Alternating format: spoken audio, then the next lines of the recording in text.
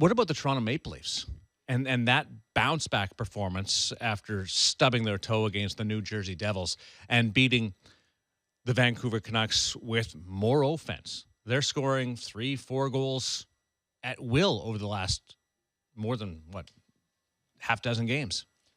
Well, they're getting some balanced scoring, and I think they've taken the heat off that Kessel line. So this is the team that Randy Carlyle envisioned.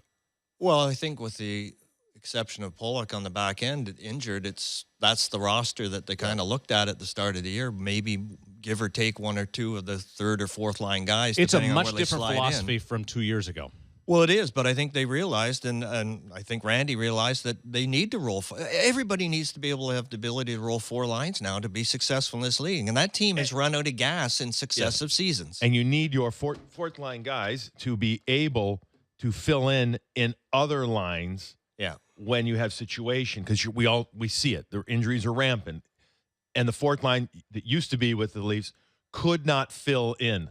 They could not. Yeah, They and could that's not where we've step seen up. the likes of Winnick, Right. Santorelli move up and down on the Peter lines, Holland. Peter Holland, depending on Trevor the scenarios. Smith, when he's been up regularly, he's gone from fourth up to he's played third line at times. I mean, you have to have movable parts that can assist your team and not bring it down, but at least you get a bump from them those 5 games or whatever that they're up. I mean, how about the way that Peter Holland is now picked up the offense? I mean, it's great. Given the opportunity to be in those situations, that's the whole difference. And we're seeing Kadri starting to come around too, evolve a little bit as a player. Shorthanded goal a couple of games ago, playing a little bit of point on the second line of the power play. Taking hits to make plays. And being very physical. Yeah, exactly. So seeing some evolution in his game, and again, it's changing up on the wingers. Clarkson's been a different player for them this year.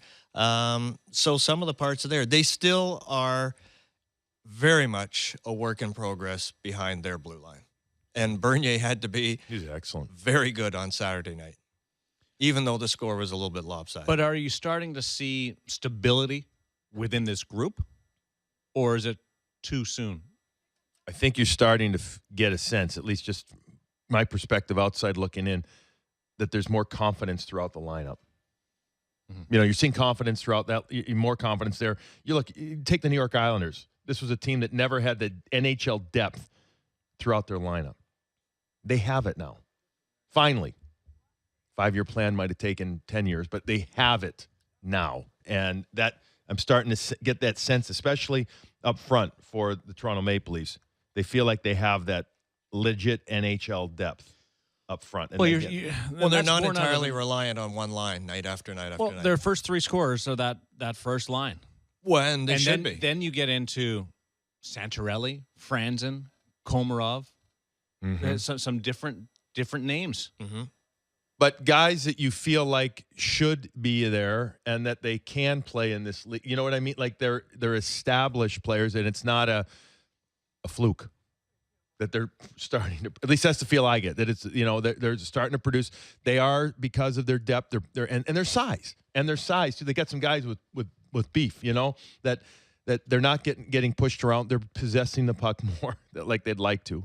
And Scott, you're right. I mean, it's still a work in progress, but it is it's definitely a better feel around the team. It definitely is. And the way that they're, that they're not just relying on one area, one facet to get by. As bad as the consecutive performances were against Buffalo and Nashville, is there part of you that's impressed with this group since then?